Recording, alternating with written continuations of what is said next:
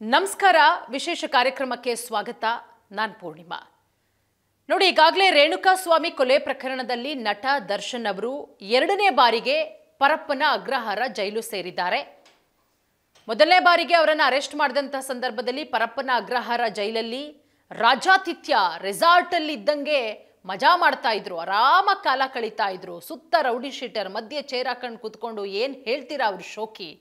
ಫೋಟೋಗಳು ವಿಡಿಯೋಗಳು ವೈರಲ್ ಆಗ್ತಾ ಇದ್ದಂತೆ ಸಾಕಷ್ಟು ವಿರೋಧಗಳು ವ್ಯಕ್ತವಾಗುತ್ತೆ ಅಧಿಕಾರಿಗಳ ನಡೆಗೆ ಸಾರ್ವಜನಿಕರು ಸಂಬಂಧಪಟ್ಟಂತವರು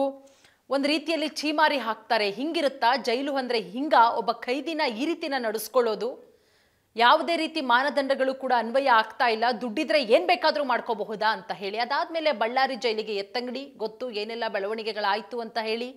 ಬೇಲ್ ಆಗುತ್ತೆ ಸ್ವಲ್ಪ ದಿನ ಹೊರಗಡೆ ಇರ್ತಾರೆ ಶೂಟಿಂಗ್ ಮುಗಿಸ್ಕೋತಾರೆ ಬೆನ್ನೋವು ಅಂತಾರೆ ಆಪರೇಷನ್ ಆಗಲ್ಲ ಯಾವುದು ಕೂಡ ಆಗಲ್ಲ ಎಲ್ಲ ಆದಮೇಲೆ ಬೇಲ್ ಕ್ಯಾನ್ಸಲ್ ಆಗಿ ಮತ್ತೆ ಪರಪ್ಪನ ಅಗ್ರಹಾರ ಜೈಲು ಸೇರಿದ್ದಾರೆ ಬಟ್ ಪರಪ್ಪನ ಅಗ್ರಹಾರ ಜೈಲನ್ನ ಎರಡನೇ ಸಲ ಸೇರಿದ ಮೇಲೆ ದರ್ಶನ್ಗೆ ನಿಜವಾದ ನರಕ ದರ್ಶನವಾಗ್ತಾ ಇದೆ ಯಾವಾಗಿಂದ ದರ್ಶನ್ಗೆ ನರಕ ದರ್ಶನವಾಗ್ತಿದೆ ಗೊತ್ತಾ ಮೊದಲನೇ ಸಲ ಹೆಂಗೋ ಆರಾಮಾಗಿದ್ರು ಬೇಕಾಗಿದ್ದೆಲ್ಲ ಸಿಗ್ತಾ ಇತ್ತು ಫುಡ್ ಇರಬಹುದು ಅಥವಾ ಅವ್ರು ಸೇದೋದಕ್ಕೆ ಸಿಗರೇಟು ಮತ್ತೊಂದು ಮಗದೊಂದು ಫೋನ್ ಮಾಡಿ ವಿಡಿಯೋ ಕಾಲ್ ಮುಖಾಂತರ ಫೋನ್ ಮಾಡೋದೇನು ಹೇಳ್ತೀರಾ ಕಾಫಿ ಟೀ ಕೈಯಲ್ಲಿ ಸಿಗರೇಟು ಎಲ್ಲವೂ ಕೂಡ ಆರಾಮಾಗಿ ಸಿಗ್ತಾ ಇತ್ತು ದೊಡ್ಡ ದೊಡ್ಡ ರೌಡಿಗಳ ಬೆಂಬಲ ಅವ್ರ ಜೊತೆಗಿರುವಂತಹ ಫೋಟೋಗಳು ಆದರೆ ಬೇಲ್ ಕ್ಯಾನ್ಸಲ್ ಆಗಿ ಮತ್ತೊಮ್ಮೆ ಪರಪ್ಪನ ಅಗ್ರಹಾರ ಜೈಲಿಗೆ ಹೋದಾಗ ನಟ ದರ್ಶನ್ಗೆ ಈಗ ನಿಜವಾದಂತಹ ತಾನು ಮಾಡಿದ್ದಂತಹ ತಪ್ಪಿನ ಅರಿವಾಗ್ತಾ ಇರೋದು ಈಗ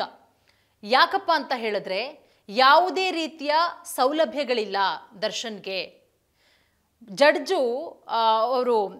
ವಿಡಿಯೋ ಕಾನ್ಫರೆನ್ಸ್ ಮುಖಾಂತರ ದರ್ಶನ್ ಬಂದಂತಹ ಸಂದರ್ಭದಲ್ಲಿ ಜಡ್ಜ್ ಮುಂದೆ ಕಣ್ಣೀರು ಹಾಕ್ತಾರಂತೆ ನಂಗೊಂದು ತೊಟ್ಟು ವಿಷ ಕೊಟ್ಬಿಡಿ ನನಗೆ ಆಗ್ತಾ ಇಲ್ಲ ಅಂತ ಹೇಳಿ ಯಾಕಂದ್ರೆ ಕ್ವಾರಂಟೈನ್ನಲ್ಲಿ ಇಡ್ಲಾಗಿದೆ ನನ್ನನ್ನು ಇದಕ್ಕೆ ಸಂಬಂಧಪಟ್ಟಂತೆ ನನಗೊಂದು ಹಾಸಿಗೆ ದಿಂಬು ಕೊಡಿಸಿ ಬೆನ್ನು ನೋವು ನನಗೆ ಕೈ ಆಪರೇಷನ್ ಆಗಿದೆ ನನಗೆ ಆಗ್ತಾ ಇಲ್ಲ ನೆಲದ ಮೇಲೆ ಮಲಗೋದಕ್ಕಾಗ್ತಾ ಇಲ್ಲ ಅಟ್ಲೀಸ್ಟ್ ಒಂದು ಹಾಸಿಗೆ ದಿಂಬು ಅಂತ ಹೇಳಿ ದರ್ಶನ್ ಪರ ವಕೀಲರು ವಿಚಾರಣೆ ಮಾಡ್ತಾನೆ ಇದ್ದಾರೆ ವಾದ ಪ್ರತಿವಾದಗಳಾಗ್ತಾನೆ ಇದೆ ಅದರ ಆದೇಶ ಇನ್ನಷ್ಟೇ ಪ್ರಕಟ ಆಗಬೇಕಾಗುತ್ತೆ ಎರಡೂ ಕಡೆಯ ವಾದ ಪ್ರತಿವಾದ ಎರಡೂ ಕೂಡ ಮುಗಿದಿದೆ ಇದೆಲ್ಲದರ ನಡುವೆ ಒಂದಷ್ಟು ಬೆಳವಣಿಗೆಗಳಾಗ್ತಾ ಇದೆ ಜೈಲಲ್ಲಿ ದರ್ಶನ್ ಸ್ಥಿತಿ ಕಂಡು ವಿಜಯಲಕ್ಷ್ಮಿ ಕಣ್ಣೀರು ಹಾಕ್ತಾ ಇದ್ದಾರೆ ಯಾಕಂದ್ರೆ ವಿಜಯಲಕ್ಷ್ಮಿ ಅವರು ದರ್ಶನ್ ಅವರನ್ನ ಜೈಲಿನಿಂದ ಬಿಡುಗಡೆ ಮಾಡೋದಕ್ಕೆ ಏನೆಲ್ಲ ಹರಸಾಹಸ ಪಟ್ಟರು ಎಲ್ರಿಗೂ ಕೂಡ ಗೊತ್ತು ಎಷ್ಟು ಕಷ್ಟಪಟ್ಟರು ಕಂಡ ದೇವರುಗಳ ಮೊರೆ ಹೋಗ್ತಾರೆ ಕಂಡ ದೇವರಿಗೆ ಕೈ ಮುಗಿತಾರೆ ಯಾರು ಯಾವ ದೇವಸ್ಥಾನ ಹೇಳ್ತಾರೋ ಆ ದೇವಸ್ಥಾನಕ್ಕೆ ಹೋಗಿ ಹಂಗೂ ಹಿಂಗೂ ಮಾಡಿ ಹರಸಾಹಸ ಪಟ್ಟು ದರ್ಶನ್ ಅವರನ್ನ ಜೈಲಿನಿಂದ ಬಿಡುಗಡೆ ಮಾಡ್ಕೊಂಡು ಬರ್ತಾರೆ ಮೊದಲನೇ ಸಲ ಅದಾದ ಮೇಲೆ ದರ್ಶನ್ ಹೊರಗಡೆ ಬಂದಂತಹ ಸಂದರ್ಭದಲ್ಲೂ ಕೂಡ ದರ್ಶನ್ ಅವರನ್ನ ಜೊತೆಗೆ ಕರ್ಕೊಂಡು ಒಂದಷ್ಟು ಟೆಂಪಲ್ ರನ್ಗಳಾಗತ್ತೆ ಸಾಕಷ್ಟು ದೇವಸ್ಥಾನಗಳಿಗೆ ಭೇಟಿ ಕೊಡ್ತಾರೆ ವಿಜಯಲಕ್ಷ್ಮಿ ಅವರು ಆದರೂ ಕೂಡ ಎಷ್ಟೇ ದೇವಸ್ಥಾನಗಳಿಗೆ ಭೇಟಿ ಕೊಟ್ಟರೂ ಕೂಡ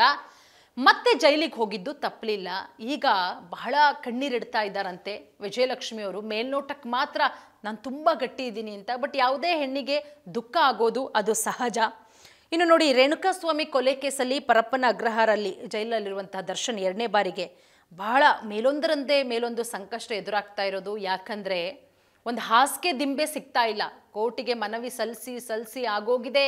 ಎರಡೂ ಕಡೆಯ ವಾದ ಪ್ರತಿವಾದಗಳಾಗತ್ತೆ ಒಂದು ರೀತಿಯಲ್ಲಿ ದರ್ಶನ್ಗೆ ಹೆಂಗಾಗಿದೆ ಅಂದರೆ ಹಾಸಿಗೆ ದಿಂಬೆ ಸಿಗ್ತಾ ಇಲ್ಲ ಇನ್ನು ನನಗೆ ಮತ್ತೆ ಬೇಲ್ ಸಿಗುತ್ತಾ ಅನ್ನುವಂತಹ ಸಂಕಷ್ಟ ಎದುರಾಗಿರೋದು ಹಾಗಾಗಿ ಈ ಪತಿಯ ಕಷ್ಟವನ್ನು ಹರತಂತಹ ಪತ್ನಿ ವಿಜಯಲಕ್ಷ್ಮಿ ಒಂದು ರೀತಿಯಲ್ಲಿ ಸಂಕಷ್ಟದಲ್ಲಿದ್ದಾರೆ ಕಣ್ಣೀರು ಹಾಕ್ತಾ ಇದ್ದಾರೆ ಏನು ಮಾಡಬೇಕು ಅನ್ನೋದು ಗೊತ್ತಾಗ್ತಾ ಇಲ್ಲ ಈ ಕಡೆ ಮಲಗೋದಕ್ಕೆ ಹಾಸಿಗೆ ದಿಂಬಿಲ್ಲ ಜೈಲಾಧಿಕಾರಿಗಳ ಮುಂದೆ ಎಷ್ಟೇ ಅಂಗಲಾಚಿದ್ರೂ ಕೂಡ ಒದ್ದಾಡ್ತಾ ಇದ್ದಾರೆ ಅದರ ಜೊತೆಗೆ ದರ್ಶನ್ನ ದೇಹ ಅಲ್ಲಿಗೆ ಹೊಂದ್ಕೊಳ್ಳೋದಕ್ಕಾಗ್ತಾ ಇಲ್ಲ ಬಹಳಷ್ಟು ಕಷ್ಟ ಆಗ್ತಾ ಇದೆ ದರ್ಶನೇ ಹೇಳಿದಾಗೆ ಒಂದಷ್ಟು ಚರ್ಮ ಕಾಯಿಲೆಗಳು ಕೂಡ ನನಗೆ ಶುರುವಾಗ್ತಾ ಇದೆ ಅಂತ ಹೇಳಿ ಹಾಗಾಗಿ ಯಾಕಂದರೆ ಈ ಪ್ರಕರಣ ಆದಮೇಲೆ ದರ್ಶನ್ನು ಮತ್ತು ದರ್ಶನ್ನ ಒಂದಷ್ಟು ಒಡನಾಡಿಗಳು ಅವರು ಸೇರಿಕೊಂಡು ರೇಣುಕಾಸ್ವಾಮಿ ಕೊಲೆ ಮಾಡಿದ್ರು ಅನ್ನುವಂಥ ವಿಚಾರ ಏನಿದೆ ಹಾಗಾಗಿ ಆ ಸಹ ಆರೋಪಿಗಳು ಕೂಡ ದರ್ಶನ್ ಜೊತೆ ಮಾತನಾಡ್ತಾ ಇಲ್ವಂತೆ ಈ ಎಲ್ಲ ಕಾರಣದಿಂದನೂ ಕೂಡ ಎಲ್ಲೋ ಒಂದು ಕಡೆ ದರ್ಶನ್ ಪತ್ನಿ ವಿಜಯಲಕ್ಷ್ಮಿ ಕಣ್ಣೀರಿಡ್ತಾ ಇದ್ದಾರೆ. ಅದರ ಜೊತೆಗೆ ದರ್ಶನ್ ಕೂಡ ಹೇಳಿದಾರಂತೆ, ಇಲ್ಲ ನಂದು ಹೆಂಗೋ ಆಗೋಗುತ್ತೆ, ನಾನು ಮಾಡಿರೋದಕ್ಕೆ ನಾನು ಅನುಭವಿಸ್ತೀನಿ, ಇನ್ನೇನೂ ಕೂಡ ಮಾಡೋದಕ್ಕಾಗಲ್ಲ, ಬಿಡುಗಡೆ ಆಗೋದು ಡೌಟ್ ಆಗ್ತಾ ಇದೆ. ಯಾಕಂತ ಹೇಳಿದ್ರೆ ಒಂದು ಹಾಸಿಗೆ ದಿಂಬೆ ಸಿಗ್ತಾ ಇಲ್ಲ, ಇನ್ನು ಜಾಮೀನು ನನಗೆ ಬೇಲ್ ಹೆಂಗೆ ಸಿಗುತ್ತೆ, ಇದು ಯಾಕೋ ಬಹಳ ಕಷ್ಟ ಅನ್ನಿಸ್ತಾ ಇದೆ ಅಂತ ಹೇಳಿ ವಿಜಯಲಕ್ಷ್ಮಿ ಅವರು ಒಂದು ಕಡೆ ಅದನ್ನು ನೊಂದ್ಕೋತಾ ಇದ್ದಾರೆ. ದರ್ಶನ್ ಅವ್ರಿಗೂ ಕೂಡ ಬಹಳಷ್ಟು ಬೇಜಾರಾಗಿದೆ. ನಾನು ಮಾಡಿರುವಂತಹ ಕರ್ಮ, ನೀನಿನ್ನ ಬರೋದಕ್ಕೆ ಹೋಗಬೇಡ ಪರಪ್ಪನ ಅಗ್ರಹಾರಕ್ಕೆ, ವಾರಕ್ಕೊಂದಿನ ವಿಸಿಟ್ ಇರುತ್ತೆ, ಆ ಟೈಮಲ್ಲಿ ಹೋಗ್ತಾರೆ ವಿಜಯಲಕ್ಷ್ಮಿ. ನಾವು ಕೂಡ ನಿಮಗೆ ಒಂದಷ್ಟು ವಿಜುವಲ್ಸ್ಗಳನ್ನ ತೋರಿಸಿದ್ವಿ. ಒಂದು ಬ್ಯಾಗನ್ನು ಎತ್ಕೊಂಡು ಹೋಗ್ತಾರೆ, ಅವ್ರಿಗೆ ಬೇಕಾಗಿರುವಂಥ ಹಣ್ಣು ಹಂಪಲು ಬಟ್ಟೆ ಎಲ್ಲವನ್ನ ಕೂಡ ಕೊಟ್ಟು ಬರ್ತಾರೆ. ಬಟ್ ದರ್ಶನ್ಗೆ ಭಾಳಷ್ಟು ಬೇಜಾರಾಗಿದೆ, ವಿಜಯಲಕ್ಷ್ಮಿ ಅವ್ರಿಗೂ ಕೂಡ ಬೇಜಾರಾಗಿದೆ. ಏನು ಮಾಡೋದು, ಏನು ಮಾಡಿದ್ರೂ ಕೂಡ ಆಗ್ತಾ ಇಲ್ವಲ್ಲ, ಮತ್ತೆ ಹೊರಗಡೆ ತರೋದಕ್ಕೆ ಅಷ್ಟು ಸಂಕಷ್ಟ ಎದುರಾಗ್ತಿದೆಯಲ್ಲ ಅಂತ ಹೇಳಿ ದರ್ಶನ್ ಕೂಡ ಅಷ್ಟೇ ಯಾರೂ ಕೂಡ ಬರಬೇಡಿ ಅಂತ ಹೇಳಿದ್ದಾರೆ ಅನ್ನುವಂತಹ ಮಾತು. ಬಟ್ ನೋಡೋಣ, ಈ ರೇಣುಕಾಸ್ವಾಮಿ ಕೊಲೆ ಪ್ರಕರಣಕ್ಕೆ ಸಂಬಂಧಪಟ್ಟಂತೆ ಈಗ ಸದ್ಯಕ್ಕೆ ಹಾಸಿಗೆ ದಿಂಬಕ್ಕೋಸ್ಕರ ಬೇಡಿಕೆ ಇಟ್ಟಿರೋದ್ರಿಂದ ಅದರ